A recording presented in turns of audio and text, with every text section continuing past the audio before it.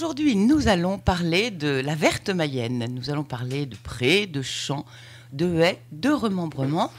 Et pour en discuter avec nous, j'ai invité Antoine Kerbeau. Bonjour Antoine. Bonjour Christelle. Parce que vous êtes un passionné d'abord de nature et depuis des années, vous vous êtes attaché à replanter des mètres et même des kilomètres de haies. Pourquoi cette passion déjà? Expliquez-nous, oui, Ouais. pourquoi vous avez cette passion? Qu'est-ce qui vous... C'est une très ancienne passion. C'est une passion qui a débuté par un état de choc que j'ai eu en 1976, au moment de la grande sécheresse, la première grande sécheresse qui a atteint notre Mayenne. Et dans les quelques mois qui suivaient, j'ai observé avec stupéfaction et grande tristesse les vieux arbres qui mouraient. Ah oui, vous aviez à peine 20 ans. Les vieux, j'avais pas 20 ans, j'avais 16-17 ans. Et les vieux arbres qui mouraient, et mon père décidait de procéder à la coupe des 10 arbres qui étaient morts, donc il fallait les exploiter. Et là, ça a été vraiment la prise de conscience que j'ai eue qu'il fallait faire quelque chose. C'était quoi comme arbre, par exemple, des beaux chênes de C'est haies des chênes, essentiellement des chênes, des vieux chênes qui ont terriblement souffert. Et puis qui étaient arrivés à leur âge de maturité. Voilà, c'est la vie normale d'un végétal. Et donc voilà, et c'est ça qui m'a donné la première fois, ma première idée, c'était de replanter un chêne que j'ai le plaisir de voir tous les jours quand je passe, et qui est mon chêne préféré. Aujourd'hui, il a une cinquantaine d'années. Il est superbe. Je l'ai lagué, je l'ai entretenu, je l'ai cajolé, je lui parle, je le prends dans mes bras. Et voilà, donc c'était le déclic. Et le déclic m'a emmené à ensuite poursuivre cette démarche-là. Alors, c'est une démarche qui est très, très personnelle, mais qui est très, très, comment dire, sociétale, si je puis dire. Je me rappelle quand j'ai commencé à planter mes premières haies sur la commune, on me traitait d'illuminé, de rétrograde, de choses qui emmerdent tout le monde. Voilà. Et j'ai prouvé aujourd'hui, 40-50 ans après, que j'étais pas tout à fait à côté de la plaque, que j'étais complètement dans le sens de l'histoire. Et donc, c'est ma petite satisfaction personnelle. Et donc, effectivement, j'ai essentiellement replanté des haies bocagères. Et il y avait eu beaucoup de remembrements autour de chez vous? Non, mais c'était l'époque, dans les années 70-80, en périphérie de Laval, où effectivement, on agrandissait les parcelles, on promouvait le gros matériel, et aujourd'hui, on le constate encore. Et donc, voilà, il n'y a pas eu de remembrement sur mon secteur à proprement dit, sauf lorsque l'autoroute Paris-Bretagne a été réalisée, où il y a eu un impact de redistribution des terres et de remembrement. Mais les haies que vous plantiez autour de parcelles, c'était des parcelles qui servaient plutôt à la culture ou plutôt à l'élevage? Les deux. Ouais. Donc j'ai fait surtout d'abord une sauvegarde des haies existantes qui avaient tendance à mourir, et donc en les regarnissant, ce qu'on appelle regarnir la haie. Donc j'ai regarni des haies, et qui a permis effectivement de conserver les sujets anciens. C'était quoi essentiellement comme essence? Du chêne, du frêne et du merisier. Pas de petits arbustes. Ce qu'on appelle alors sur le regarnissage des haies, non, parce que en général elles sont déjà garnies. Mais effectivement, sur les nouvelles haies, on replante ce qu'on appelle des arbres de haute tige, des chênes, des hêtres, des merisiers, des frênes. Et on fait ce qu'on appelle du bourrage avec de l'aubépine, avec du noisetier, avec du prunus mirobolant, enfin voilà, des choses comme ça. Et vous faites des boutures ou vous plantez avec racines déjà? Ah oui, alors juste en aparté, ce n'est quasiment que 80% de mes sujets propres élevés en pépinière sur mon secteur. Donc c'est vraiment des arbres d'origine locale. Et puis pour les 20 autres pourcents, ce sont des achats de plants, racines, ce qu'on appelle racines nues. Parce qu'effectivement, ça arrive à un coût important après. Alors vous avez fait combien de kilomètres linéaires? Ça va être prétentieux, plusieurs dizaines. Plusieurs dizaines de kilomètres. Donc vous êtes très heureux quand vous voyez ça, évidemment, pour les oiseaux, pour le gibier. Non seulement pour eux, non, mais je suis surtout heureux pour les générations qui suivent. Moi, je travaille pour moi parce que ça me fait plaisir, mais je travaille surtout pour les générations à venir. Et ce qui me navre un peu, c'est que je suis encore un solitaire dans ma démarche. Et quand on arrive sur certaines zones, c'est des zones désertiques. Le nombre de kilomètres de haies à raser en Mayenne, encore aujourd'hui, avec le peu de haies qui restent, c'est de l'ordre de la centaine de kilomètres. Et pour vous donner un ordre d'idée, le département et la région donnent des aides pour le reboisement, la replantation de haies. C'est quoi? C'est 5-6 kilomètres par an. Enfin, je caricature un peu, mais c'est très faible. Le ratio, alors qu'il reste très peu de bocage, est encore 20 fois, 30 fois supérieur à ce qui est replanté. Donc c'est un vrai problème et un vrai désastre. Et quelles sont les... On en a parlé déjà quand même, mais quelles sont les conséquences d'un remembrement trop radical? Les inondations, peut-être? Oui, les inondations, le ruissellement des parcelles. Vous regardez sur des parcelles en pente le long d'une route, lorsqu'il y a des pluies comme actuellement, c'est tous les sédiments qui partent dans le fossé, quoi. Donc ça, c'est un vrai problème. Et puis l'élevage a besoin de haies. Et puis la biodiversité, si elle n'a pas de haies, elle meurt. Regardez, aujourd'hui, il n'y a plus d'insectes, il n'y a plus rien. Et si en plus vous supprimez les ressources minérales que les insectes peuvent trouver dans les haies, il n'y aura plus d'insectes. Déjà, il n'y en a pas beaucoup. Donc là, c'est une vraie problématique. Et donc, les agriculteurs qui vous entourent, qu'est-ce qu'ils disent? Vous vous êtes fait des ennemis ou vous êtes fait des amis? Ils sont sceptiques. Sceptiques, ils le font parce que, voilà. Mais il n'y aurait que, je pense très sincèrement que c'est pas leur objectif, quoi.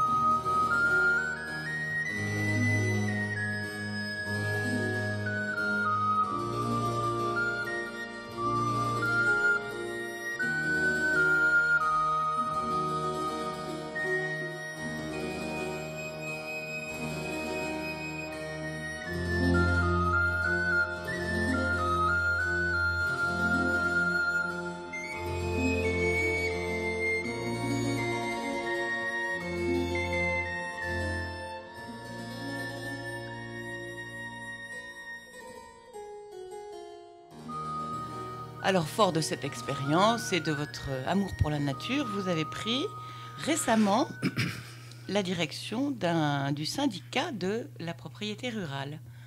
Qu'est-ce que ce syndicat, alors? Alors, le syndicat de la propriété rurale est un syndicat, comme le nom l'indique, qui regroupe un certain nombre de propriétaires fonciers, qui a deux buts, c'est de fédérer les propriétaires en général sur le département, et puis non seulement de les fédérer, mais de les représenter. Parce que vous savez comme moi que le monde agricole a de très nombreuses instances auxquelles les propriétaires, mais on va pouvoir en revenir là-dessus sur notre taux de représentativité, le propriétaire est convié justement à participer à ces différentes commissions. Quel est votre but exactement? Alors, combien êtes-vous, par exemple? Alors nous, déjà on est un gros syndicat, puisqu'on est regroupé au niveau national. Il y a environ 80 syndicats départementaux. Et la Mayenne a la chance d'être le deuxième syndicat en nombre d'adhérents. On est aujourd'hui, exactement sur le dernier chiffre que j'ai eu, on est 643 adhérents. Donc c'est une grosse association. Quel est le premier? Le premier, c'est la Vendée. Ah oui. Vous parlez là au niveau de la France? Au niveau de la France, au niveau national. Par contre, vous êtes peut-être des propriétaires qui n'ont pas énormément d'hectares par rapport à d'autres départements, j'imagine. Oui, la surface moyenne est très faible chez nous. Hein. On est donc de très nombreux propriétaires sur des toutes petites surfaces. Et on a comment dirais-je, un point positif, c'est que la plupart de nos adhérents vivent sur le territoire. Ils sont agriculteurs, ils sont agriculteurs ou pas, ou simplement propriétaires fonciers qui donnent à bail leurs terres agricoles à des agriculteurs. Et nos chiffres disent que plus de 50% des propriétaires fonciers de la Mayenne habitent sur le territoire. Ce qui est beaucoup par rapport à la moyenne nationale. Ce qui est beaucoup. Parce que les gens sont très proches de leur territoire et aiment leur territoire et viennent y vivre et viennent y revivre. Oui, à la retraite quelquefois. Et même pas à la retraite. Enfin, moi, si on prend mon exemple, et j'en connais d'autres, moi, je suis revenu avec ma famille pour vivre en Mayenne. J'avais 36 ans. Voilà. Donc, il y a des propriétaires jeunes, heureusement. Exactement. Alors, qu'est-ce qu'on peut dire encore sur ce syndicat? Quels sont vos projets? Ce syndicat est un syndicat composé, donc je vous disais tout à l'heure, de 640 adhérents 43 exactement. Donc on a une équipe dynamique, c'est pour ça que c'est cette raison qui m'a poussé à prendre la présidence. On a des gens très impliqués, on a des gens qui nous représentent, nous propriétaires, dans l'ensemble comme je vous disais, des différentes commissions. Alors les commissions peuvent aller de la SAFER, je ne sais pas si vous avez entendu parler de la SAFER, en passant par la Chambre d'agriculture. Bientôt on pourra en reparler, mais nous avons les élections à la Chambre d'agriculture qui se déroulent actuellement. Mais des commissions comme la commission départementale d'orientation agricole, la CDPNAF, la commission départementale de l'agriculture et de la forêt. Bref, il y en a à peu près une quinzaine et on se doit d'être présent. Mais ça ne disperse pas les forces d'avoir autant de commissions différentes? On est un conseil d'administration très actif, donc chaque individu prend la responsabilité d'une commission et est là pour défendre les intérêts des propriétaires bailleurs. Parce que les intérêts des propriétaires bailleurs, ils sont quand même très, comment dirais-je, très réglementés par la loi de 1946 et le statut du fermage. Et sous De Gaulle, où le statut du fermage a été instauré, et avec des instances comme la SAFER qui quand même limitent de façon importante le pouvoir, le libre pouvoir du propriétaire. Ça, c'est étonnant, puisqu'on est propriétaire, théoriquement. Ça, c'est en vue de protéger les territoires ou... Voilà. Donc, c'était l'époque où, après la guerre, on a voulu relancer l'agriculture, le pétrole vert de la France. Et donc, De Gaulle a souhaité, avec ses amis politiques, promouvoir le statut de l'agriculteur, qui était effectivement une bonne idée au démarrage. Mais aujourd'hui, 60 ans après, le statut est toujours là, le fameux statut du fermage, toujours présent, est extrêmement contraignant pour les propriétaires actuels et extrêmement contraignant pour le devenir du financement de l'agriculture. Parce qu'aujourd'hui, comment voulez-vous inciter un investisseur extérieur à venir dans le monde rural et à investir dans le foncier? Il y a deux grands carcans. La rémunération du capital, qui est quasiment pas nulle, mais qui représente 2% à peu près de l'investissement rémunération, hors impôt foncier. Or, je vous fais un aparté, mais l'impôt foncier, c'est un impôt qui est grandissant. Oui. Donc, qui vient encore minorer le revenu. Et puis, le statut du fermage qui fait que, lorsque vous êtes propriétaire et que vous mettez votre bien en bail rural, vous avez environ 25 ans, éventuellement, pour pouvoir le récupérer et le vendre à qui vous voulez. Et quand je dis à qui vous voulez, c'est encore modulé, puisque la SAFER est là, avec son droit de préemption et avec son droit de révision du prix de vente. Donc, vous vendez 100, vous trouvez un acquéreur pour 100, la SAFER intervient et dit non, monsieur, c'est pas 100, c'est 50. Et 50, je le vends à monsieur Z. Pas à celui qui s'était... Vous avez deux choix, vous le vendez à 50 à monsieur Z ou vous retirez le bien de la vente. Donc vous imaginez la liquidité de votre bien rural et la difficulté de trouver des investisseurs étrangers et extérieurs. Oui, pourquoi pas étrangers, hein. Oui. On parle effectivement que les Chinois investissent en France, que les Belges investissent depuis longtemps en France, que voilà. Sur les territoires agricoles. Et la Belgique, enfin les Belges ont beaucoup investi dans le nord de la France et dans toute la Haute-Normandie. Ah oui. Donc c'est un vrai problème de trouver des financements extérieurs. Or, si l'agriculture n'a pas de financement et veut toujours s'autofinancer, elle ne va pas pouvoir se développer. Je vous propose une pause musicale et nous revenons avec Antoine Kervaux pour parler du syndicat de la propriété rurale.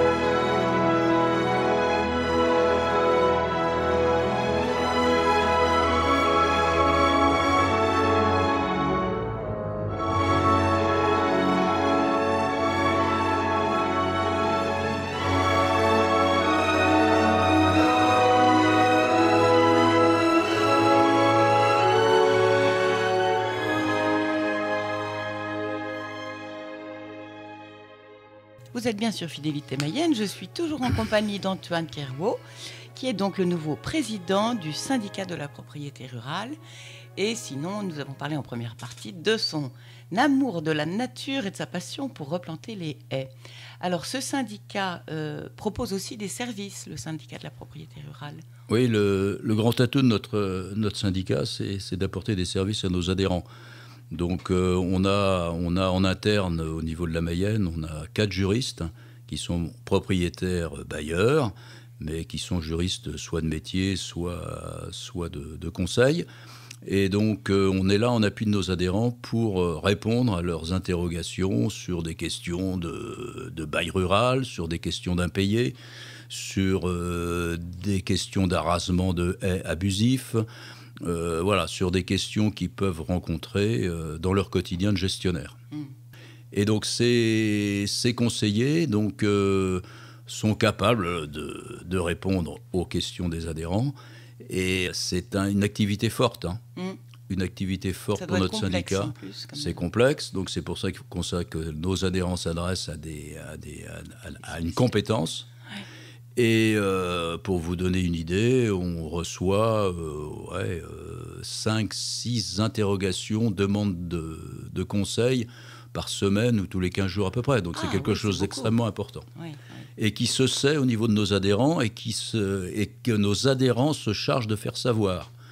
Dans la mesure où ils sont satisfaits de notre service, ils conseillent à leurs amis qui sont un peu dans la même démarche qu'eux, de nous appeler. Et c'est vrai qu'en termes de conseils, c'est une activité forte. On est 5 conseillers. Et lorsque la question est un peu sensible ou difficile, on a la chance d'avoir à Paris donc une structure nationale qui est capable de traiter un sujet plus complexe et plus vague. Je rappelle que vous êtes à peu près 640 adhérents à ce syndicat. Voilà. Et donc, on est soutenu techniquement par l'association de Paris, là, donc, qui regroupe l'ensemble des syndicats de France. Qui a, lui, si on peut en dire 2 mots, de l'activité parisienne, entre guillemets, c'est comme beaucoup de choses, c'est une activité de lobbying. Et donc, par exemple, il y a eu un gros travail de fait, mais qui n'a pas pu aboutir. C'est le travail sur la loi sur l'avenir agricole. Et les instances parisiennes se sont battues pour obtenir un certain nombre de choses, ou du moins que ce soit inscrit dans la loi. Et malheureusement, avec les événements politiques, la dite loi n'est jamais sortie. Ils vont la retravailler. Ils vont sûrement la retravailler. Là, nous avons également une revue intéressante. Donc, on a notre bulletin d'information, local trimestriel. Donc, voilà. Et on a surtout une revue qui est faite pour nos adhérents et qui, là, traite des sujets de fond. Qui s'appelle la revue de la propriété rurale. Et qui ne se trouve pas en kiosque. Il faut donc être abonné à cette dite revue.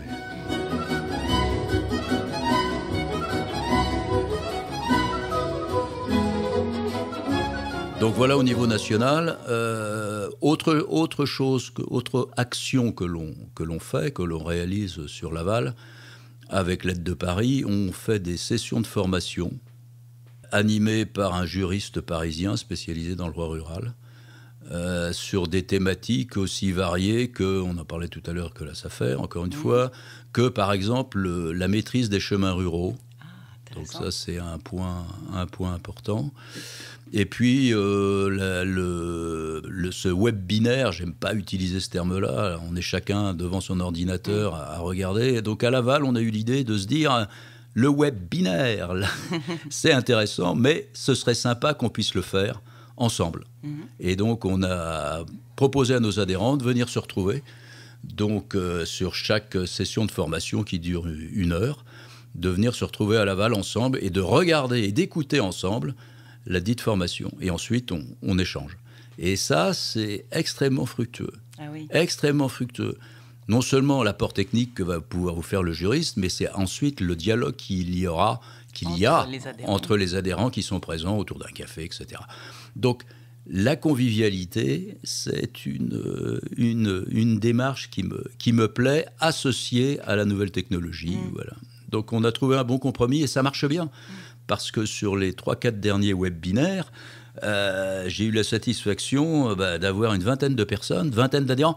Et ce ne sont pas toujours les mêmes. C'est bien. Donc ça tourne.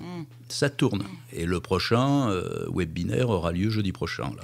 Et pourquoi dites-vous binaire, web binaire? Parce qu'il y a le juriste et un interlocuteur. Pas me poser des questions comme ça. C'est technique. C'est technique, voilà.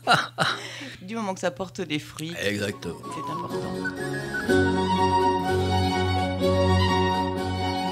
Et vous vouliez aussi parler de... Alors, oui, effectivement, c'est les élections à la Chambre d'agriculture prochainement. Bon, ça encore un clin d'œil par rapport à la propriété rurale. Donc, la Chambre d'agriculture de la Mayenne, puisque c'est d'elle dont on parle, il y a 33 membres qui sont élus. Donc, 33 membres divisés en 6 ou 7 collèges différents. Donc, vous avez le collège le plus important, c'est le collège des exploitants agricoles. Ça doit représenter plus de 6 000 personnes. Et puis, vous avez le collège des bailleurs. C'est vous. C'est nous. Donc, vous avez également donc, le collège des salariés agricoles, le collège de la coopération agricole, c'est tout ce qui concerne les coopératives qui sont représentées à la Chambre d'agriculture. Et sur les 33 administrateurs qui sont élus, parmi ces 6 ou 7 collèges, vous avez le collège des exploitants, ce qui est normal, qui doit représenter 16 ou 17 administrateurs, et le collège des bailleurs, qui est représenté par, à votre avis? Je n'ose pas dire. Un administrateur. Et donc là aussi, ça fait sourire, quoi. Oui. Sachant, un petit rappel entre nous, pour ceux qui ne le savent pas, quand même que les propriétaires représentent près de 30% du financement du budget de la Chambre d'agriculture par la collecte de l'impôt. Donc quand vous avez un nombre d'administrateurs aussi faible pour représenter ceux qui financent le tiers voire plus des chambres, ça laisse un peu sourire. Ça va peut-être changer, ça, non? Non, c'est endémique, c'est le statut de la loi de 46, toujours la même. Oui, quand même, c'est vieux. Voilà, tout ça, c'est très vieux.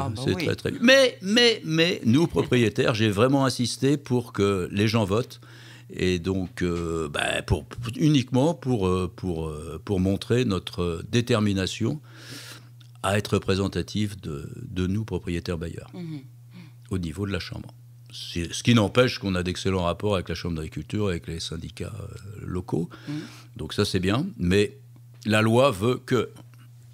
Oui, la représentation n'est pas très juste, en fait. C'est ça. Est injuste. Et même injuste. Bon, écoutez, on a appris beaucoup de choses, Antoine, et puis déjà, on est motivé par votre goût pour les haies. C'est intéressant quand même de replanter. C'est une passion et c'est un bel exercice, moi, je trouve, pour les générations futures. Et puis, on va suivre l'évolution de votre syndicat et de l'agriculture en général en Mayenne, et vous reviendrez peut-être pour nous reparler d'autres sujets autour de l'agriculture. Merci beaucoup, Antoine Querrieux. Merci, Christelle.